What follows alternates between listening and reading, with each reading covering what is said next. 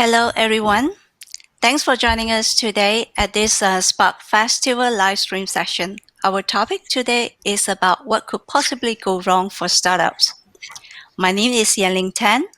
I'm the Startup Program Leader for OVH Cloud Asia Pacific region. My role is to develop and manage the program in supporting the ecosystem and startup community. Today, I'll be your moderator for this panel discussion. For those who have not heard of OVH Cloud, I would like to actually share a little bit more about the company.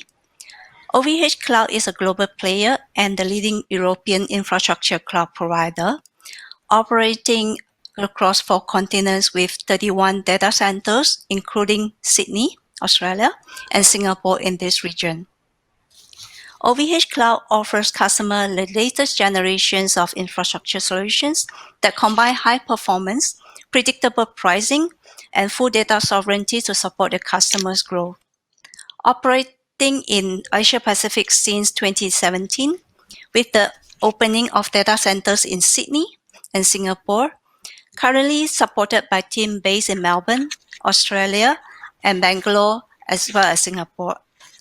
OVH Cloud Startup Program provides startups with reliable, affordable infrastructures needed to start and scale your business.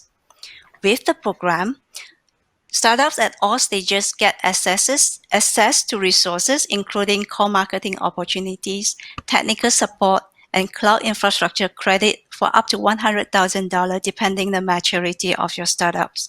You can use the credit to enable the services around the hosted private cloud, public cloud instances, data processing platform, machine learning, and many more. So, being a successful business is every entrepreneur's goal, but startup failures are far more common than others. Multiple attempts and trials are simply part of every entrepreneur's journey. So today we are going to listen to our panel talking about their experience in setting up their startup, their business, what could possibly go wrong, how it's affected them personally and their businesses, what have they learned so far, and what they would do differently. We have Craig Searle, hope I pronounced your name correctly, Craig, and Chief Apiarist for Hivint. And we also have Libby Roberts from Workplace Rehabilitation Management, WRM, and LeapForward. Craig and Libby, thank you for joining us today. We'd love you to say hello to our audience. Hello. Hi, Ron. Thank you. Welcome to Spark Festival. Great. Yeah, great to have you on board and joining us today. I'll just introduce you briefly about both of you, and feel free to add any colors later on if I miss out any interesting point, okay? So we have Libby here. Libby is the founder for Workplace Rehabilitation Management, WRM, and LeapForward. Libby has more than 22 years of experience in injury management and WHS. She is also she also holding a master's degree in psychology from the University of Sydney, and also a very passionate advocate for evidence-based treatment in helping people recover and return to work in a safe and timely manner following an injury. So, Libby, please tell us more about yourself and the company. What is WRM all about, and LeapForward? So WRM is what's known as an occupational rehab provider. So we assist people who've been injured return to work, and LeapForward, which is my startup, essentially grew out of WRM. It's really a platform to bring evidence-based treatment to a wider group of people. So it's an application, if I understand correctly. LeapForward is a web application, correct? I see. Thanks for that. And what is meant by like evidence-based treatment? In your profile, mentioned about evidence-based treatment. Probably you can actually tell us a bit more about it. So for those who have no idea. Evidence-based treatment means that the treatment regime that's being followed is based on scientific research. It's had it's been studied, and it's been there have been trials, and we know that the treatment is effective. So, for example, cognitive behaviour therapy, it's evidence-based. We know it brings about behaviour change, and so that's what we're interested in doing. We want to bring great evidence-based treatment to as many people as possible. Okay, awesome. Thank you so much, Libby. Thanks for telling us that. We are very excited to have you today. And Craig. Craig is industry expert in cybersecurity for more than 20 years. Expert in IT security management, strong technical background in the government sectors, financial services, telecommunications as well. Prior to Hivint, Craig also ran the cybersecurity division for BAE Systems in the Asia Pacific region, and also the chief operating officer for Strateset. Now is also part of BAE Systems. Craig is the founder and chief apiarist of Hivint, which is now part of TrustWave. Craig and the other co-founder of Hivint, Nick, have led Hivint to a successful exit to join Optus TrustWave a couple of years ago. Congratulations, Craig, again.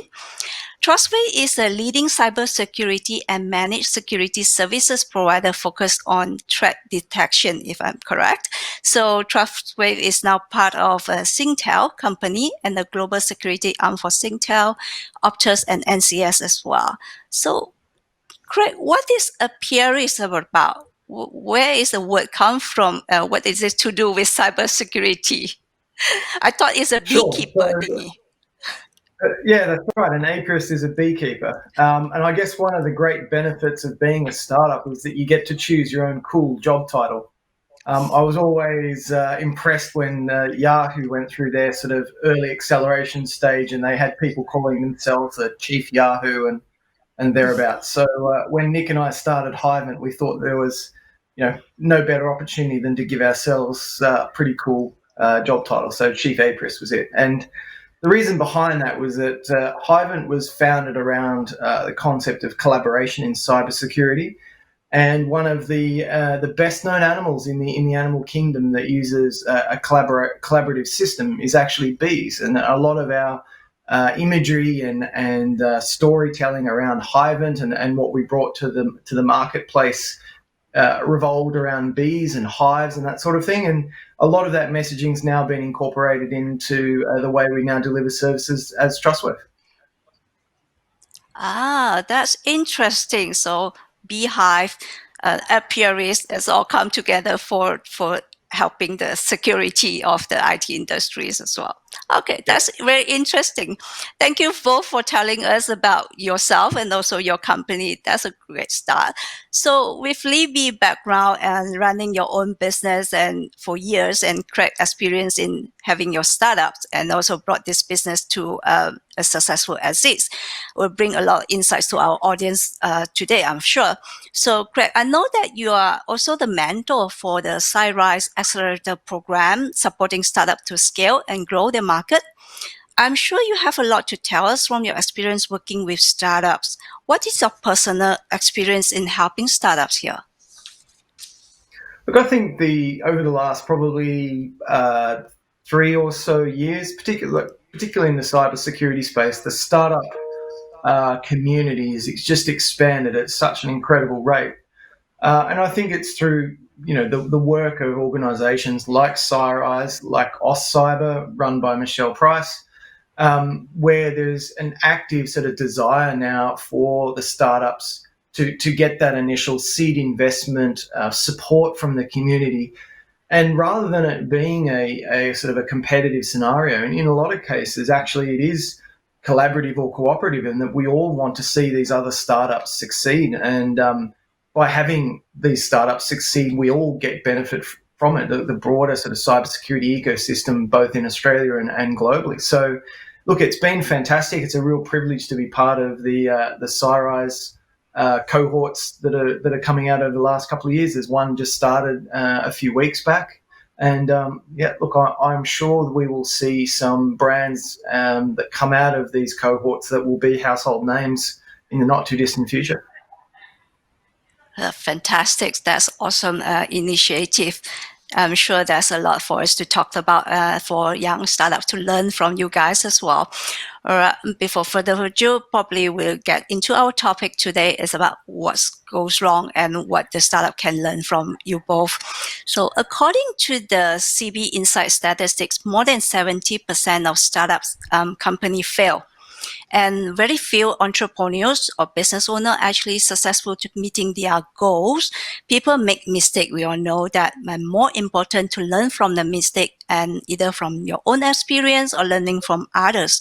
So, Greg, what is the biggest mistake you either you have made or you see the startup you mentor make?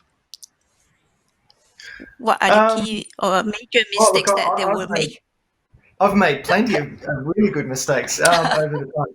Look, I actually think probably the biggest mistake I see, particularly both in the marketplace and my experience as a mentor and my own personal experience is that fear of failure. I think for a lot of people, they spend a lot of time thinking about, why do something rather than why not.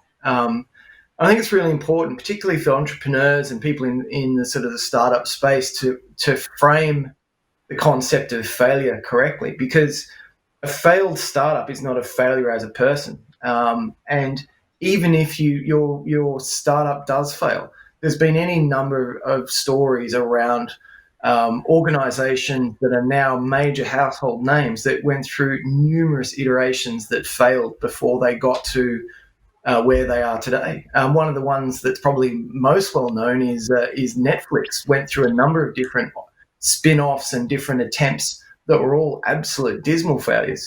But yet Netflix is one of the biggest household brands, multi-billion-dollar company today. So, failure is not necessarily a bad thing as long as you can learn from it and make sure that at a personal level it doesn't drag you down. And I think also in the cybersecurity industry at the moment, the cybersecurity marketplace is particularly buoyant in Australia and globally. So if you consider failure being you cannot put food on the table, which I think is probably the most accurate sort of explanation of failure, then actually it's pretty hard to fail.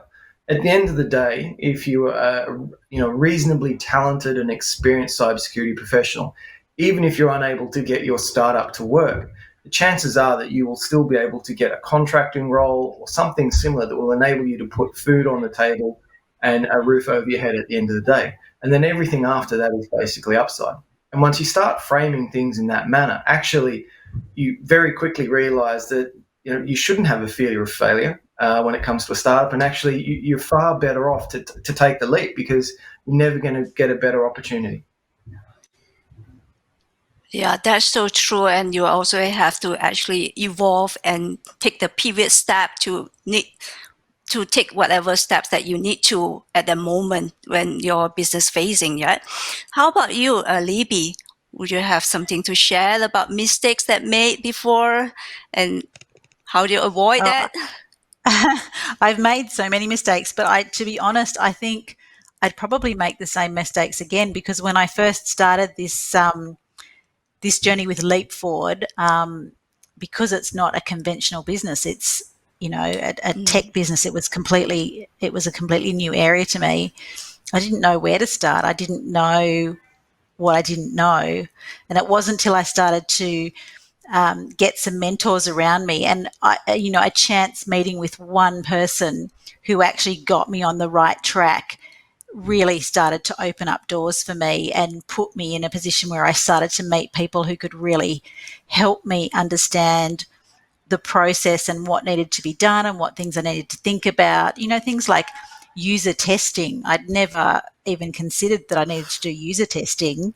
Did somebody actually want what I was building? I mean, I thought it was a great idea, but maybe nobody else would think it was a great idea. But, if I was starting all over, not knowing what I know now, I'd probably make the same mistakes again. I think it's unavoidable to some extent. And that's all part of the journey. And I've wasted time and I've wasted money to get to where I am today, but I don't think you can avoid that. Yeah, thanks for that. Yeah, that's true. So you mentioned that some things that you are not familiar with, like testing or technical stuff that to actually help your business or build your solutions in around that. So it must be very stressful for you. How do you actually overcome that? So in the beginning, it wasn't stressful because I didn't know that I didn't know it. Um, and then once I got into my first sort of accelerator program, which was Tech Ready Women, that sort of really opened up everything and helped me realize all the stages that I needed to go through to actually bring my idea to life. And it was quite daunting because there's really, if you're going to do it properly, there's a lot of steps you need to go through to validate your idea. Because if you don't validate your idea, then you really are potentially throwing money down the drain. But that first accelerator program that I went through was probably vital. Plus, it So introduced me to knowing your mentors. market. Okay, And knowing making your sure that, market, knowing well, the also just product is works. well, knowing that there's desirability. I mean, if people don't desire your product, you're not going to sell it. Yeah, exactly. That's so true. That's so Yeah. true. And also, we see a lot of startups probably spending a lot of time building your product, not like fear to fail and don't want to actually bring it to the market and test it out and get the data from the customers that seeing whether is it really works, whether it's meet the desire of demand that you mentioned earlier. So it's so true. I'm not sure how about Craig. What do you think about is startups taking a lot of time to build their at least their MVP and bring to the market, or they tend to actually want to make things perfect before they bring to the market? Yeah, I think it's a very delicate balancing act. I think, as a general rule, the MVP should be enough to show proof of the concept, but also entice a customer into the journey and the vision. And so, really, it's up to the founders to kind of make the decision around how far you need to go. But certainly, to your earlier question about mistakes I've made, one of the mistakes we made early on was our MVP was far too big. And I often liken it to the episode of the Simpsons where Homer Simpson designs a car and it has all of these amazing add-ons and it's just a horrible failure. And we did something similar in that we had a bazillion different features and things that we thought would be brilliant, and they were just useless. And we just spent way too much time rather than actually just honing in on a small amount of definable problems that we could solve and then going to market with that. So, yeah, look, it's a challenge, but I think it's always about challenge yourself and your team and your other founders saying around, does this prove the idea and does it show the journey? And if it can do that, then I think that's probably a good idea that's the MVP, and then go from there. Okay, just do it and change according to the market needs later on. So at least get yourself up and running at the first place rather than spending time build and build and build and try to perfect it. That's wasting a lot of time, like Libby say, a lot of efforts and resources that going into probably not bringing any results. Okay, yeah, that makes sense.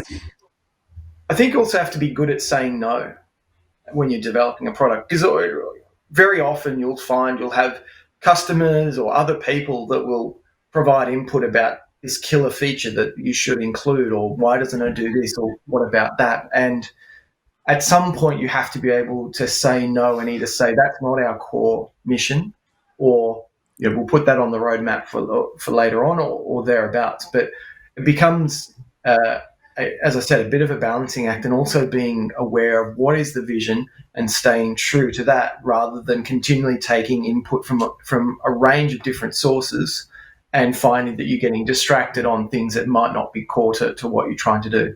And again, that's absolutely not easy.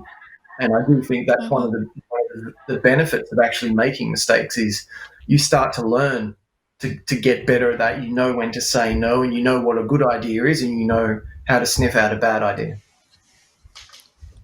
That's so true. That's so true. And no matter how much that you have the industry experience, you still will make mistake. You do not know everything there's to run a business until you have one. Right. So you probably think of like, I would wish that someone have told me that when I start the business, or at least tell me what's actually I've done. So learning from others is one of the key factors to bring the business to the success as well. So what are the most important lessons you have learned, like mentioned the mistakes that you made just now about taking too long, and also spending too much effort, and what other important lessons that startups actually would learn from your experience, would you say?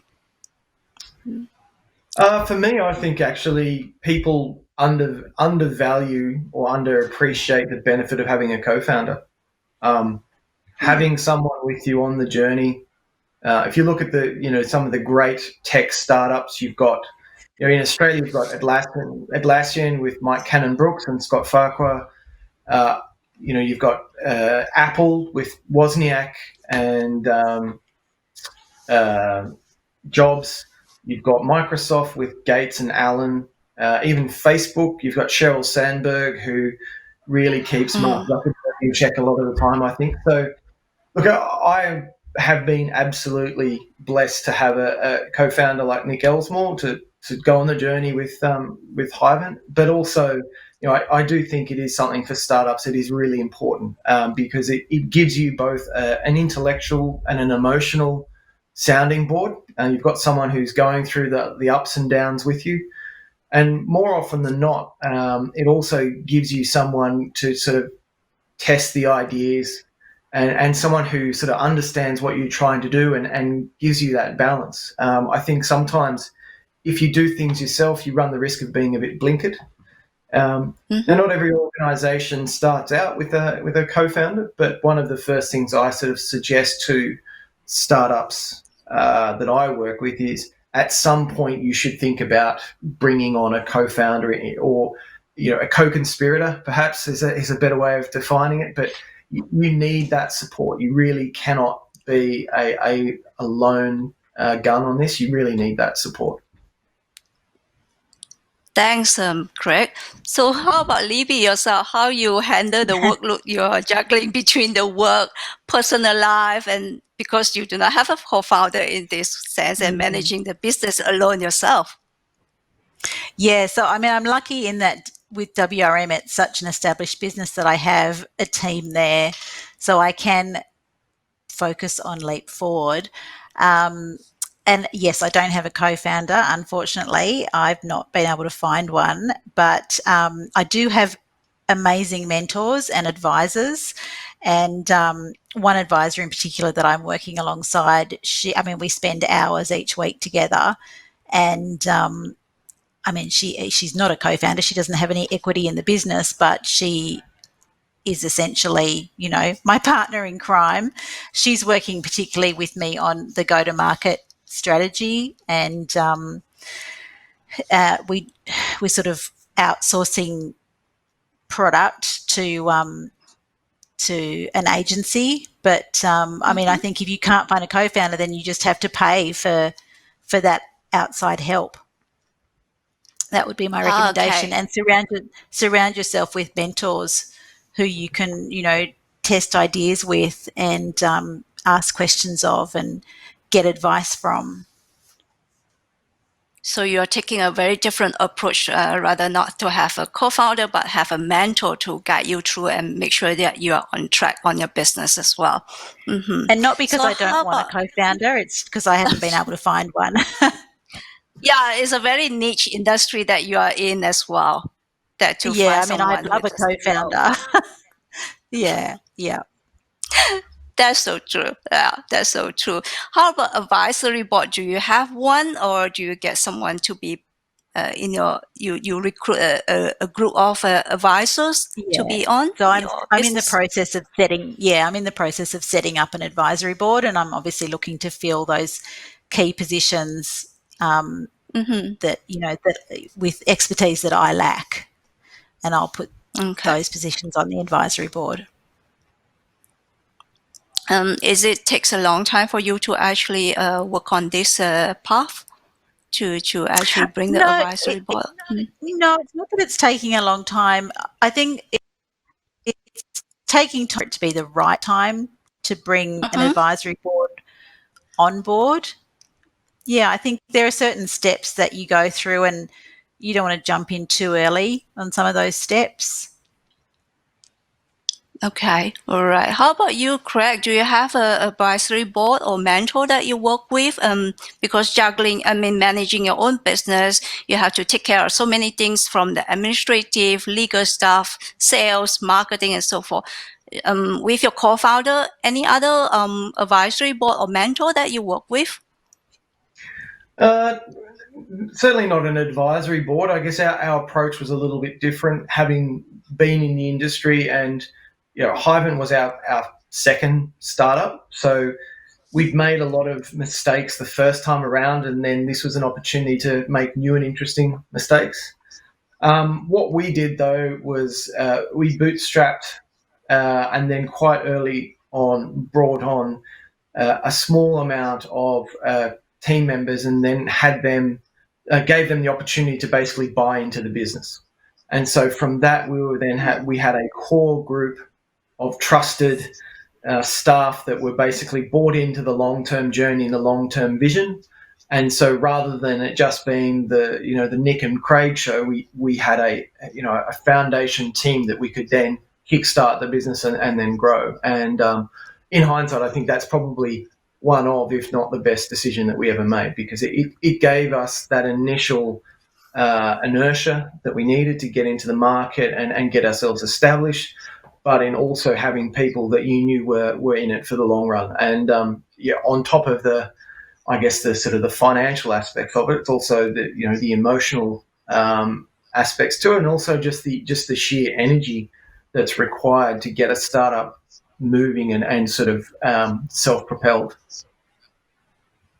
Okay, all right. Talking about financial, do you guys actually raise any fund for your startups as well? No, Craig, you want to start first? Yeah, so Nick and I bootstrapped out of our own credit cards and sort of the traditional story of begging and borrowing whatever you could to get enough cash to get moving. And then early stages, we placed a valuation on the company, and then gave the opportunity for our sort of first round employees to buy in. So they became fully fledged shareholders of the business. And then they gave us enough starting cash to then get going. And as I said, that sort of gave us that initial sense of inertia. And then from there, once we were able to then get some customers on board and then start the growth journey, then from there we were able to basically self-fund. So we never took investment, never went to VC or anything like that, which is not, I wouldn't say it's normal, although certainly there are other organisations that have done the same. But certainly I'm very proud of being able to do that, and also being able to bring in some people on the journey that that are sort of very crucial to our success as well. That's a very different approach. And how about you, Libby? You are actually self-funded as well for your business? Yeah, we're the same. Actually, we're bootstrapped. So our existing business, WRM, has funded the development of LeapForward. Yeah. Mm-hmm. Okay. And we're starting to get some income now. Oh, that's great. Yeah, that's great to know at least that you're quite established and you don't have to worry so much in terms of financial at the moment, not like a lot of startups that are facing a lot of issues, especially cash flow management, funding issues, try to raise capital from various investors or pitch themselves to the VC and so forth. Yeah, okay, that's interesting. So maybe the next topic, but perhaps we can discuss further, is about speaking things going wrong. Nobody saw the pandemic coming, and we can't ignore the current situations. Let's spend a couple of minutes talking about it. Due to the pandemic, a lot of companies have gone out of business. Is it affecting your business, Libby? So it's not affecting WRM. So in terms of keeping the cash coming into LeapForward, it hasn't affected that.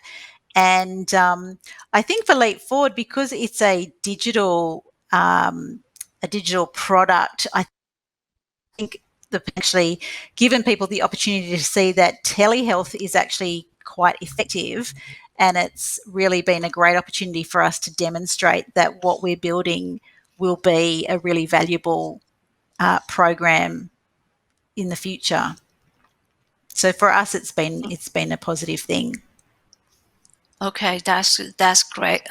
Because not many startups are actually so lucky. Then, yeah. Maybe I shouldn't use the word lucky, but then it's just the way of business models that to actually suit themselves in this situation and so forth. How about you, Craig? Is the business of yours affected by the pandemic? Not really. Globally, cybersecurity has weathered sort of the impacts of the pandemic pretty well. Here in Australia, we did see a little bit of a slowdown around sort of March, April.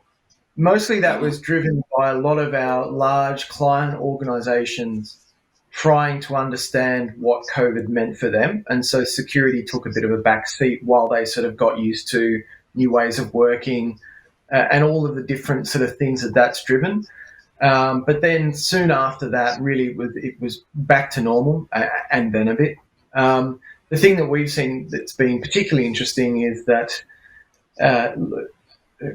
the upside of COVID, I think, in a lot of ways, is that it's really driven digital transformation to be far more adopted far more rapidly than organizations would otherwise, and basically because they don't have a choice. And so for large organizations, digital transformation is now a big part of their business. And so, fortunately for us, cybersecurity becomes a big part of that. So we've been able to have some really good conversations with our customers about how we can be involved and how we can assist them. And it's been relatively smooth sailing other than that first glitch. So, look, we're very fortunate. Okay, that's great. But what if, thinking back when you were actually a startup for both of you, but knowing what you know now, how would your startup have coped the pandemic? Would you do something differently? Maybe Libby, you start first. That's a good question. I mean, I've actually taken the opportunity, particularly when we were in lockdown, I took the opportunity to really spend that time focusing on, the things that I'd left undone, because there's always, particularly if you're doing another business as well as the startup, there's always so much you could be doing and there's never enough hours in the day. So for me, lockdown was that opportunity to really focus on the program and really sort of tick off a few things to be done off my Trello board. How about yourself, Craig? Look, I think probably we would have been small enough that pivoting would have been okay, although it certainly would have been challenging.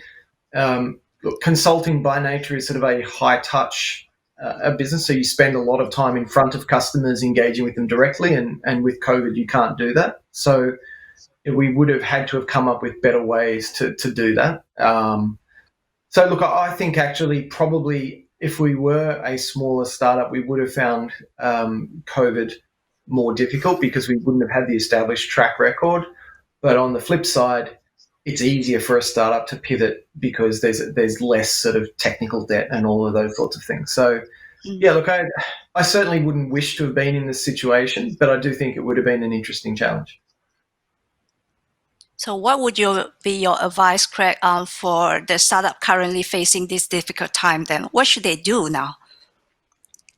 Look, I think the first thing is to focus what you can do and not on what you can't do. If you spend a lot of time worrying about all of the different things you can't do, you are literally burning seconds, minutes, hours of the day worrying about things that you can't control.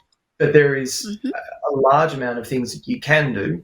And whilst it might not mean that your business is bounding along at the same rate it was pre-COVID, if you can keep the lights on and keep cash flow moving, then you'll probably come out of it the other side stronger for it. If you look in the hospitality sector, there's been lots of organisations and lots of restaurants and the like that have pivoted pretty successfully to doing takeaway and box deliveries and all of that sort of thing. And none of them are pretending like they're going to make a fortune out of it, but it's about keeping the brand alive and about keeping the staff employed and the lights on and that sort of thing, so that when COVID does end, they've got a business that they can revive rather than starting from scratch again. So I think as long as you consider it in those terms, for every business, particularly in the startup space, there is always things you can be doing. And as Libby pointed out, I think it was a great observation, is there's a lots of tidying up or spring cleaning or thereabouts that you just never get to, but now is a great time. Okay, all right. So things that don't have time to put on effort and time on, this is the best time when everything is kind of quiet. So like, for instance, probably set your foundation right, think of your plan and business model that you're going forward, and also as simple as actually clean up your website, your files, your data of your and so forth. The list can go on and on for spring cleaning, right?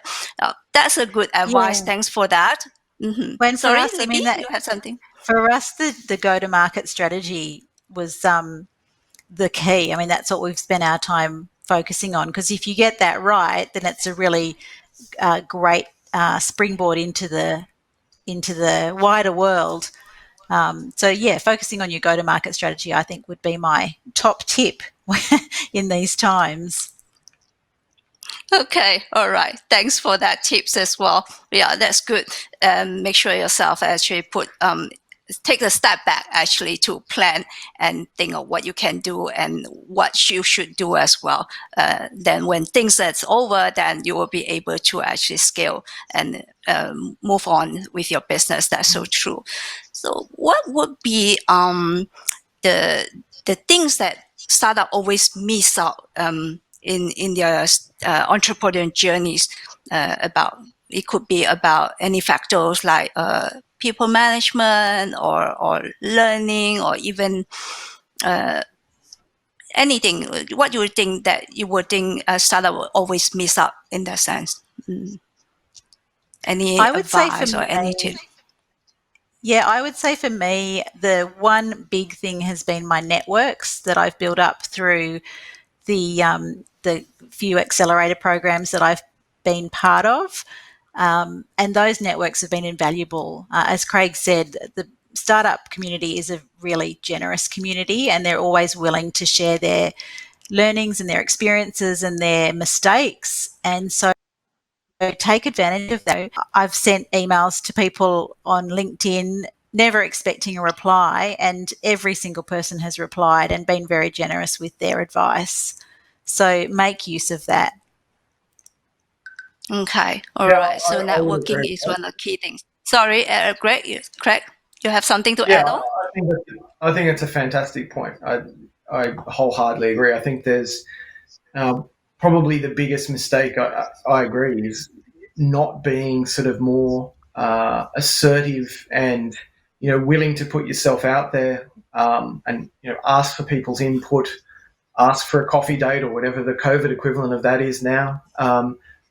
Getting that kind of engagement is huge. I think in Australia we have a bit of a cringe factor around that, but if you're going to be a successful startup, you really have to move past that, and you have to be clear that networking is not the same as sort of that really sort of horrible salesy kind of pushing selling. It's a very different thing, and I think Australians intrinsically are very good at networking when they're willing to put themselves out there, and we should leverage that. Okay, that's a good point. Yeah, that's a good point. Networking and put yourself out there and pitch your business that people to know you, know your business is a key success factor as well. Okay, I think that's a lot for us to take from you guys today.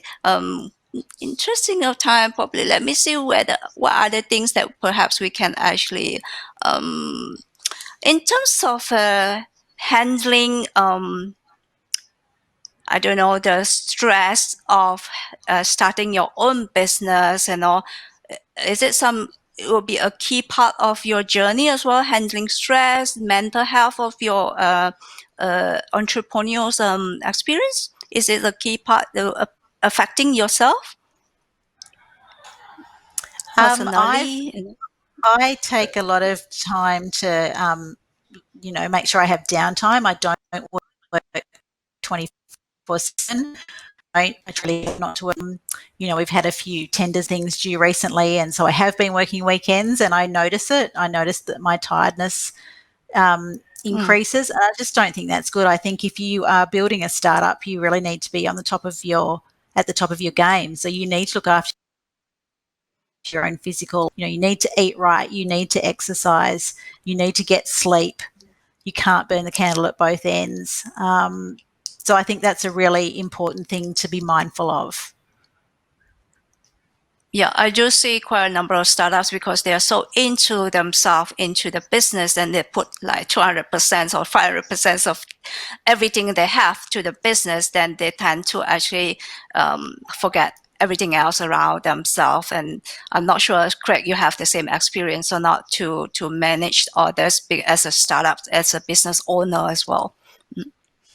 Yeah, I agree with Libby once again. I think probably one of the best things I did was just develop some hobbies.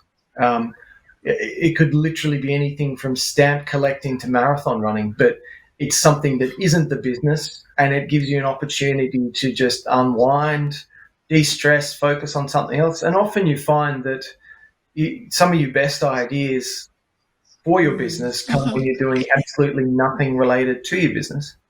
And the other part of it, look, I in my personal circumstances, I've been enormously lucky to have a family that's very, very supportive of the long hours and the disruptive schedule, but then also calling me out when I'm not giving them enough time and enough support, and sort of being aware of those triggers that perhaps I am too stressed and I need to spend some time with them and that sort of thing. So having that support network behind the scenes, that's your loved ones, your wife, your partner, whatever, but that's also absolutely crucial. And your cheer squad, because they're a great cheer squad, aren't they, Craig? Because things go wrong all the time in startups. They never work out the way you think they're going to work out. So it's really important to have people who will support you and go, that's okay. You're still amazing. Yeah, you're right. And I think it's one of the sort of the truisms of business is that things are never as bad as you think or as good as you think. It's always somewhere in the middle. And having the cheer squad is absolutely crucial to keeping you in that balance and sort of bringing you back to sanity when you need it. Because it does become overwhelming, doesn't it, at times? And you just think, I just can't keep doing this. It's just way too much, or I just don't know enough to keep going. I'm not smart enough. I'm an imposter. You get all these negative thoughts, and they can crush you. Yep. Yeah. Absolutely. And you have to keep motivate yourself, whether from yourself and from your people around you as well. So the cheer squad is really, really key to motivate yourself and the passion to go on and on again. Yeah, that's, I think, and the key factor as well for you need to know why you're doing it. You need to know, to steal from Simon Sinek, you need to know your why, because it is a big undertaking. So if you don't really know why you're doing it, then it can overwhelm you and you give up. Yeah. And it can't just be because you want to make $1 million. It's got to be a different why. Yeah.